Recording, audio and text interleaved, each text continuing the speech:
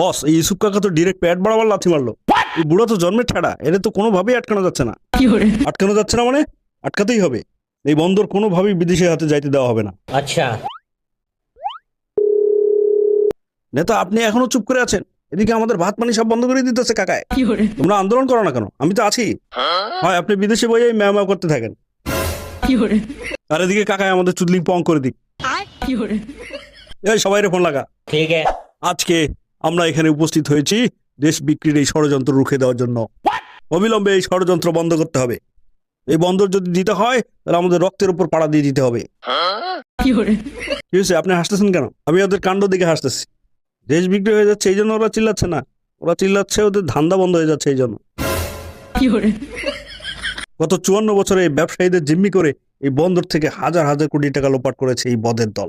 বন্দরে আসা জাহাজ মাসের পর মাস আটকে রাখে, একদিনে খালাস হয়ে যাওয়া পণ্য 3 মাস লাগায় দেয়। কাস্টমসকে ঘুষ খাও, চান্দাবাজদের আবদার মিঠাও। এদিকে বলে বাজারে মজুদ নয়, ওদিকে জাহাজের পণ্য খালাস হয় না। এই পুরোটাই একটা সিন্ডিকেট।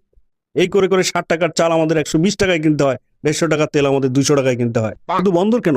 এয়ারপোর্ট গুলোতে লাগে চুরি হচ্ছে, রেলওয়েতে প্রতি বছর সরকার লস খাচ্ছে, সবগুলো বিদেশিদের হাতে দিয়ে দেওয়া হোক। আচ্ছা চোর বাটপাটের হাতে থাকলে এই দেশ কখনো উন্নত হবে না।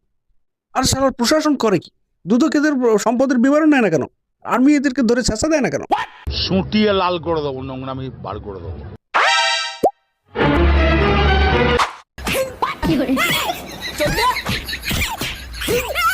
প্লিজ আমাকে ক্ষমা করে দাও প্লিজ।